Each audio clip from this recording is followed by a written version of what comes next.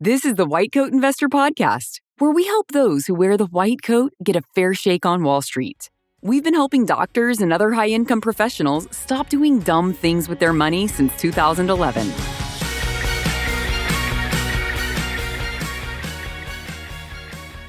This is White Coat Investor Podcast number 416. Today's episode is brought to us by SoFi, the folks who help you get your money right. Paying off student debt quickly and getting your finances back on track isn't easy, but that's where SoFi can help. They have exclusive, low rates designed to help medical residents refinance student loans. And that could end up saving you thousands of dollars, helping you get out of student debt sooner. SoFi also offers the ability to lower your payments to just $100 a month while you're still in residency. And if you're already out of residency, SoFi's got you covered there too. For more information, go to SoFi.com/whitecoatinvestor. SoFi student loans are originated by SoFi Bank, N.A., member FDIC. Additional terms and conditions apply. NMLS 696891. Welcome back to the podcast. I missed you guys this week. I'm glad you're back and listening. We've got lots of cool stuff going on right now. We're trying to give away money, and we need you to nominate people who do a fantastic job of educating their colleagues and trainees about personal finance and investing. Now, you can't win if you're like a blogger like me or if you're a financial advisor. This is for practicing docs who do this on the side, who just really help a lot of people to learn about financial literacy, help them become more financially disciplined. So I would love for you to nominate somebody if you know about them doing this. You can do that at whitecoatinvestor.com/educator. You've only got until April 25th, then this year's ends, and you got to wait till next year to nominate them. We're going to bribe you to do it too. Not only does the person that you really respect that's been doing this get a prize of $1,000 and lots of recognition, but you get something that might even be worth more money. If you write the best submission, or the most compelling nomination, you get a free WCI online course of your choice. So please submit those, whitecoatinvestor.com/educator.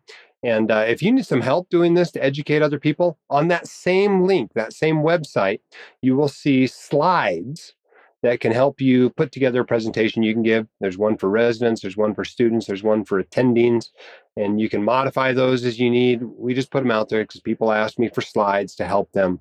And so that's what those are for. Feel free to use them. We appreciate you giving us credit, but even if you didn't give us credit, we just want you out there helping, fulfill the White Coat Investor mission to make high-income professionals become more financially literate and more financially disciplined.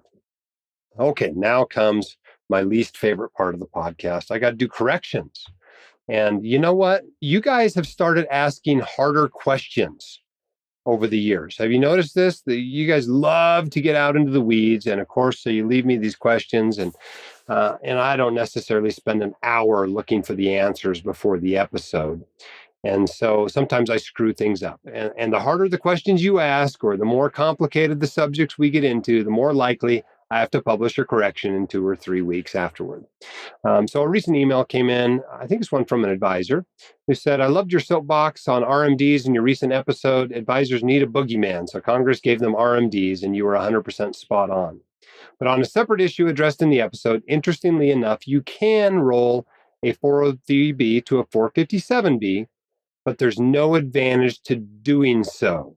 And I don't think I pointed this out. He says the 403B money, even if rolled to a 457B, still attracts the 10% early withdrawal penalty if distributed from the 457B prior to age 59 and a half. The IRS notes this in a footnote, and he gave me a link to it. And indeed, they do, and we can include that link in the show notes if you want to look that up. It's section 72T9 and section 457A2. Pretty amazing. Appreciate the correction.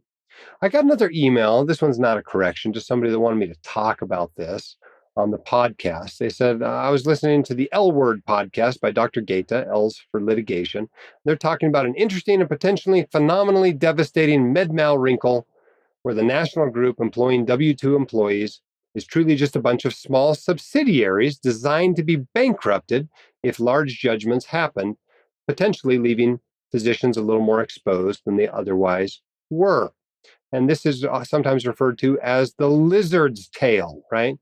Because a lizard, if some predator grabs their tail can just break off and they can run away and they can grow a new tail. So that's what these small little entities that this big group is apparently made up of, is a bunch of smaller businesses that can just be bankrupted and eliminate some liability there. Now, I don't think this was as big a worry as Kelly, who wrote in about it, thought it was, because the truth is most malpractice is personal, right? You can't get out of it by some sort of business entity.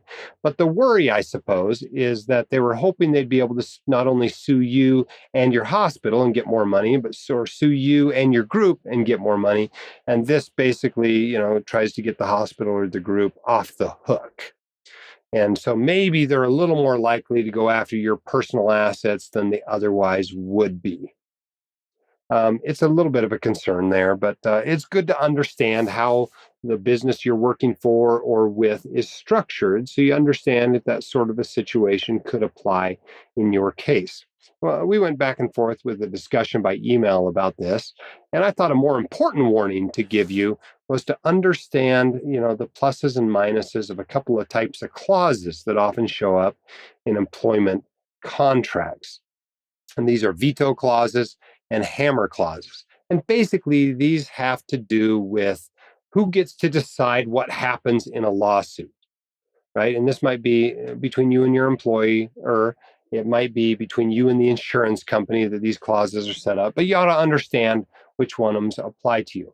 For example, can the insurance company force you to settle, or is it your call, right? And can you force them to settle?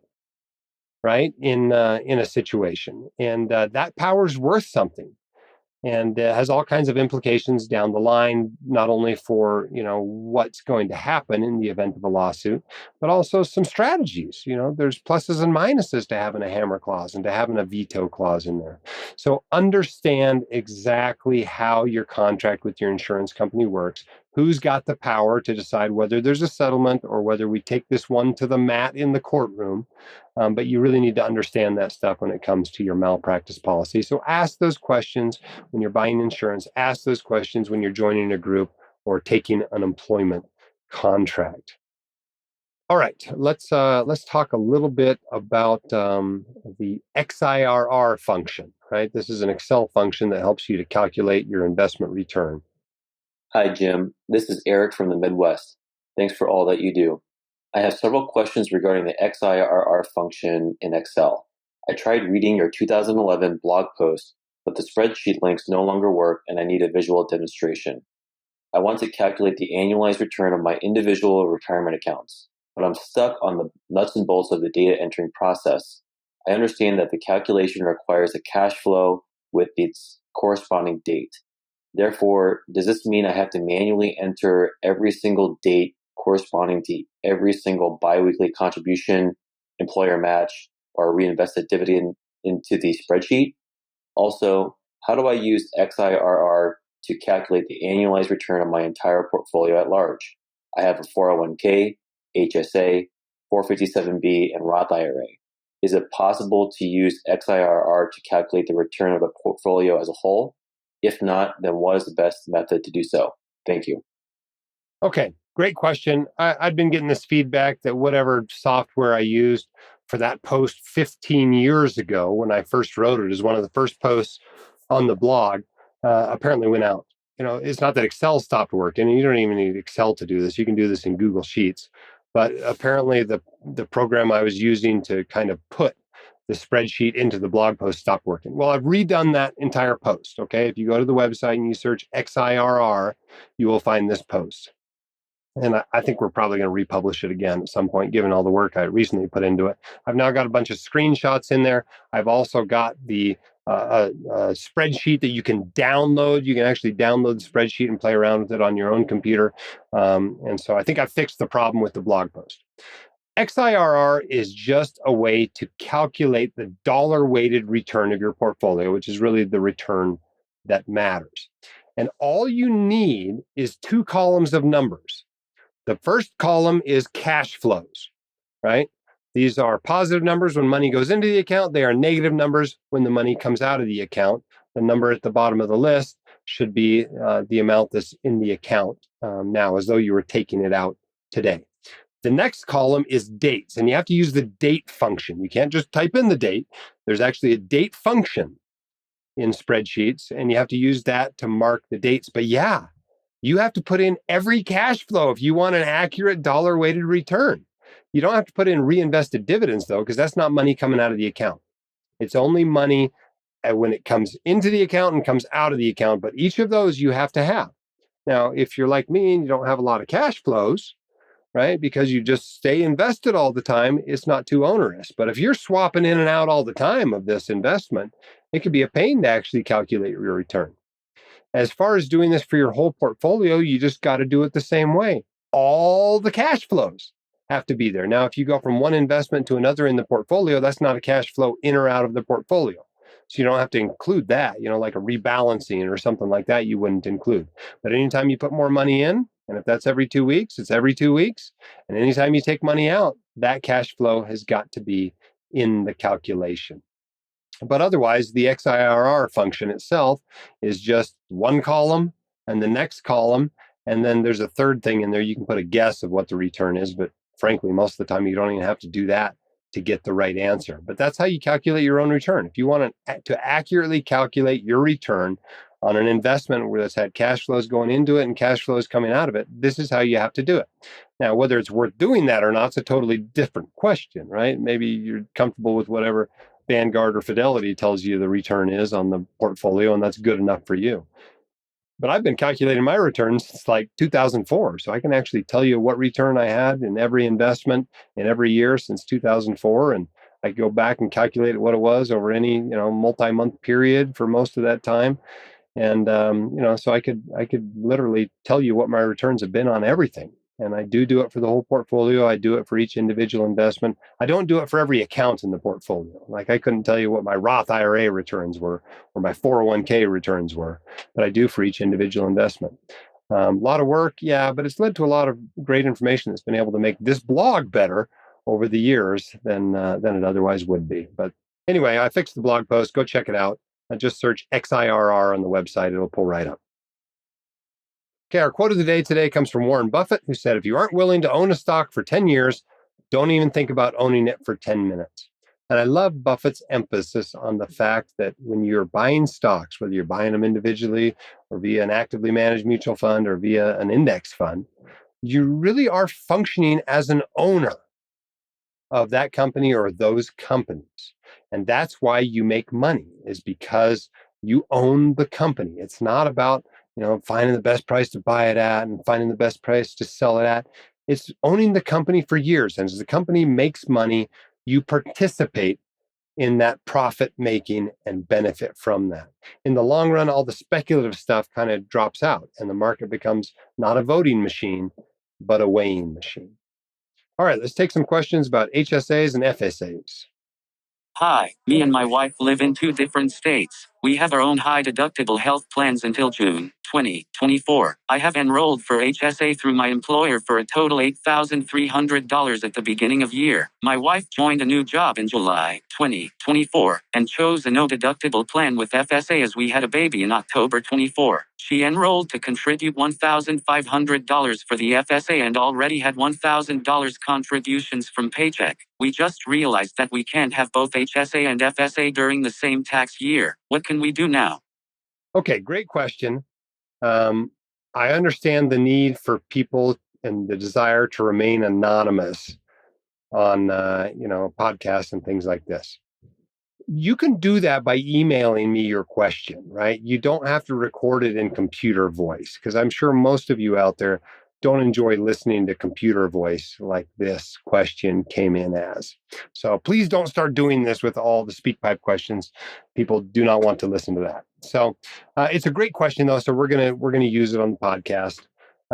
Yes, a regular FSA and an HSA, you're not allowed to use both. So limited use FSAs can be used with an HSA though, like if it's just for dental and vision, that sort of a thing, or just for like childcare, then you can use it. But a regular healthcare FSA, you can't use that and still be eligible to make a contribution to an HSA for the year. If you have an HSA, you can use the money in it, right? But you can't make a contribution to an HSA. So you got to decide between the two. If your employer is going to give you a bunch of money in an FSA, well, maybe you don't want to use an HSA that year. But how do you fix this once you've kind of screwed it up? Well, you probably have made an excess HSA contribution. So I think you've got to go back and take that money back out, and including any earnings it had, and probably pay taxes on the earnings. Maybe you can go to the employer and work the other end of it and say, hey, pay me more salary instead of this money you put in the FSA, and reverse the FSA contribution. But the important thing to know is that you can't do both unless it's a limited use FSA. All right, our next question, also off the speak pipe. Hi, Dr. Dolly. Longtime fan of your work here. I have a question about HSAs. I'm leaving the military soon and starting a new job. My wife is employed and on a high deductible health plan with her 2 children, and it costs nothing extra for the added family members and premiums. It just raises the annual deductible. So we were planning to add me onto her high deductible health plan when I leave the military as my secondary insurance. We have not been allowed to contribute to my wife's work HSA while I was in the military, since she has TRICARE as her secondary insurance, and we are hoping to return to contributing to the HSA now that we will be done with TRICARE in the military. My plan is to sign up by myself for health insurance through my work in an accountable care type plan that is not a high deductible health plan. My question is, if I join my wife's high deductible health plan and I have separate insurance through work that is not a high deductible health plan, would I then make my wife ineligible again to contribute to her HSA? Our hope is for her to maximize the 2025 $8,550 family contribution. Thank you. Good question. This isn't that complicated. If you have no other health insurance coverage than a high deductible health plan, you are eligible to make an HSA contribution. If that plan is a family plan, then you can make a family-sized HSA contribution. That's it. Those are the rules. So in this case, even if you and all of the kids had another coverage, she would still be able to make a family-sized $8,550 HSA contribution for 2025. So no big deal to have you on that plan. She should still be able to make a family-sized contribution so long as she doesn't have any other health insurance coverage other than that high deductible plan. All right, our next question, also about FSAs, comes in by email. It says, I'm a doc. I was switching jobs last year. I was doing 1099 for the first 8 months of 2024. Then I signed a contract in August and maximized my dependent care FSA through the new employer. Now I'm trying to reimburse myself for dependent care 2024, but the company does not accept my receipts prior to August, stating it was before my plan onset. Okay, that doesn't seem unreasonable. Can you advise me if there's anything else I can do? I did reimburse some of the dependent care expenses for the last part of the year, but I may lose almost $3,000. That's a bummer. Mainly for the summer dependent care and first part of the year, since I'm not allowed to have that reimbursed. My understanding is that these are my pre-tax money, and Inspira acts as a carrier. I'm not sure why they're not letting me use it for the first half of the same tax year. Well, this is a bummer. The bottom line is don't put money in an FSA that you're not going to spend that year. FSAs are use-lose accounts. They're not like HSAs where it rolls over to the next year and you can invest it for decades. An FSA is for money you're going to spend that year. And I think it's totally reasonable, and I suspect the way the law is written that you can't use it for expenses before you establish the FSA. I mean, come on, that's totally reasonable. So I think you're out of luck for most of this. However, it is possible to roll over a small amount of your FSA to the next year, from 2024 to 2025. I think it's $660. So that's kind of what you can do. I mean, I'd look at everything you spent after August and see if it can possibly qualify to be paid for with that money. Make sure you're not missing anything. You know, I wouldn't create a fraudulent receipt or anything, but see if you can find anything there that you can. Beg HIR for mercy, but I think you're out of luck. I think the money's just going to be gone. And even that rollover thing is relatively new. It wasn't very many years ago, I don't think, where you couldn't do a rollover of FSA money at all. All right, so be careful using FSAs. They are use lose accounts. Thanks for all of you out there and what you're doing, though. It's not easy work. There's a reason burnout levels range from 40 to 65% in medicine. It's because the job's hard. So no one said thanks today for what you're doing. It is important. Yes, after 10 years of doing anything, sometimes it feels like moving widgets down the assembly line. But these are really important widgets that you're working on. So thanks for doing that. All right, another question. This one comes off the speak pipe. Hello, my name is Cliff from the Midwest, internal medicine. I have a retired engineering friend who made the comment that he thought he was too aggressively invested because he had 100% of his brokerage account in equities. But I know that he gets about $80,000 between Social Security and the old-fashioned type of pension. I believe it was about $50,000 from the pension, $30,000 from Social Security. And we were trying to figure out what his asset allocation would be. So I put his $80,000 per year into the present value function in Excel using 3%, which I believe would be inflation in this situation, and said it went for 20 years at 80,000, and the present value would be 1.19 million. If you add his $400,000 in his brokerage account, you get 1.59 million. And so his equities would be the 400,000 divided by the 1.59 million, and you get 25%. So he's thinking he has 100% in equities, and I think he has about 25% in equities. Just want to know your thoughts on this type of calculation and how to think about it. Thank you, and thank you for being such a great teacher. I feel like I'm settling an argument here, and somebody's going to be mad at me no matter what I say. So I'm actually going to opt out of the argument. I don't think you should be doing this at all.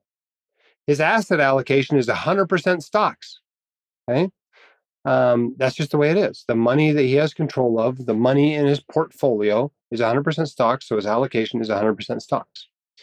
However, the way to think about these sorts of things, the way to think about Social Security, the way to think about a pension, certainly, maybe even the way to think about a tips ladder, or even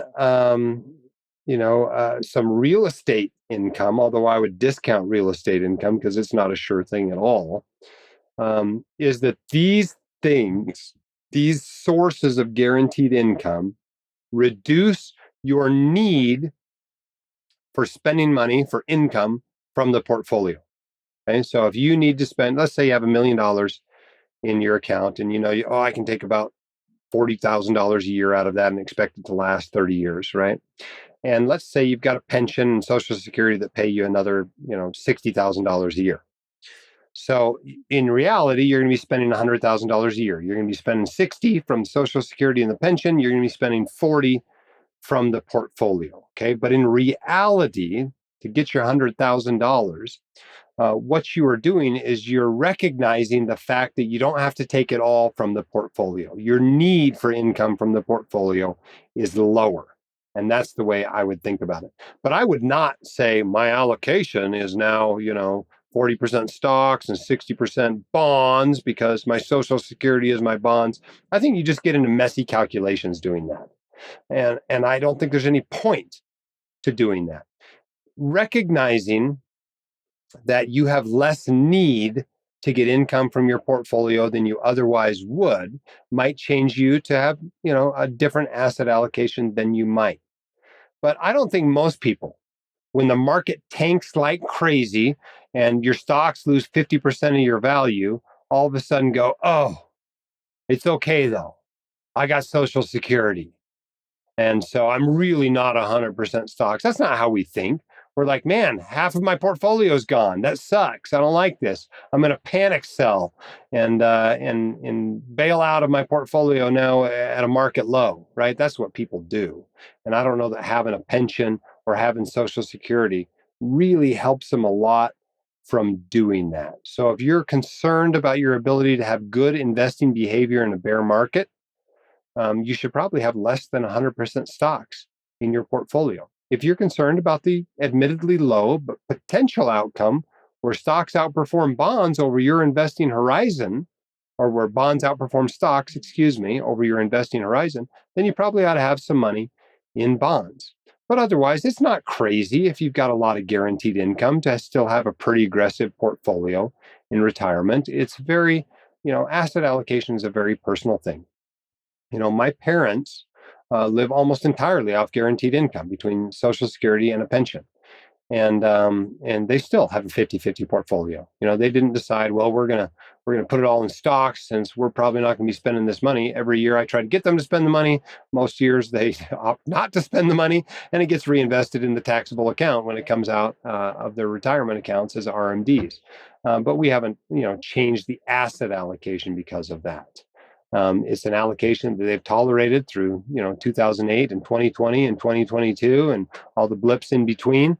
And it works well for them. It's dramatically better than what they were doing before I came along 20 years ago and pointed out that they were getting bad advice and paying way too much for it. But the point is, I would not try to put some sort of a value on your pensions or your Social Security and fold them into your asset allocation, just like I wouldn't put your house into your asset allocation. I wouldn't put your car into your asset allocation. Everything doesn't have to go into your asset allocation.